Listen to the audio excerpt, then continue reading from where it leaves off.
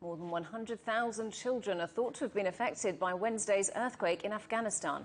Many are sheltering in the open under plastic sheets or tents, with clean drinking water and food in short supply. Now the United Nations Humanitarian Office says there's a danger of a cholera outbreak. Well, Samantha Mort is Chief of Communication, Advocacy and Civic Engagement at UNICEF Afghanistan. Welcome to the programme, Samantha. So we're talking about some pretty remote areas of Afghanistan that have been affected by this earthquake.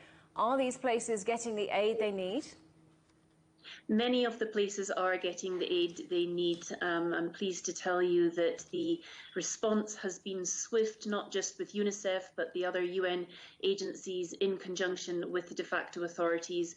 As early as Wednesday morning, we had trucks on the road and mobile health and nutrition teams in some of the affected areas. Since then, there has been a steady stream of aid getting to many of the affected communities. But because of the rain we've had with the earthquake, we've got some landslides blocking roads. Because of the very mountainous villages, we still haven't reached everybody. So what are the most urgent problems right now? The most urgent problems are shelter for those who have lost their homes, first aid for those who are injured, food and water. We've got obviously water and sanitation systems deeply compromised. We're worried about outbreak of acute watery diarrhea. So one of the things that we've prioritised here at UNICEF is the prevention and treatment of acute watery diarrhea. We've got kits down in health centres and in communities right now. So you say acute watery diarrhea, is that linked to the cholera outbreak that people are concerned about that could potentially happen in this region? Yes, it is, because the water and sanitation systems have been destroyed. And UNICEF has warned that thousands of children in particular are at risk. What's needed to help them the most? Well, these are children who were already impoverished, malnourished, and victims of preventable disease. Across Afghanistan, we've seen outbreaks of measles recently as well.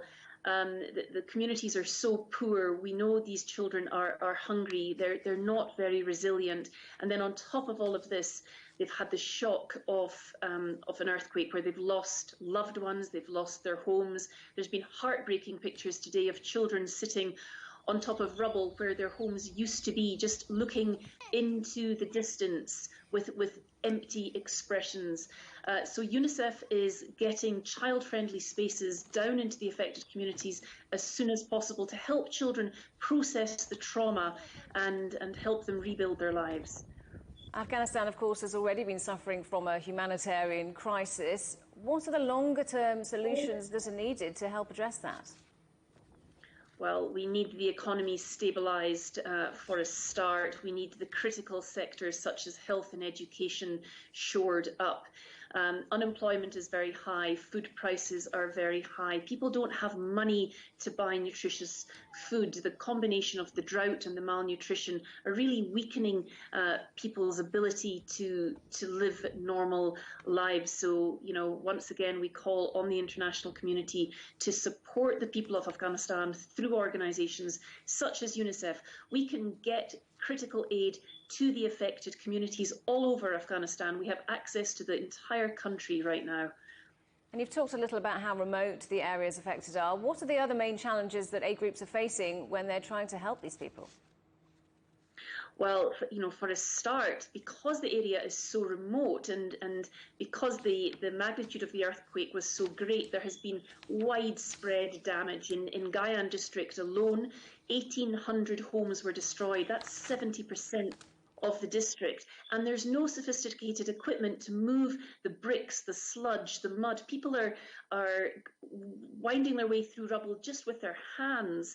So that's the main challenge right now. We fear that there are still people trapped under the rubble at this stage.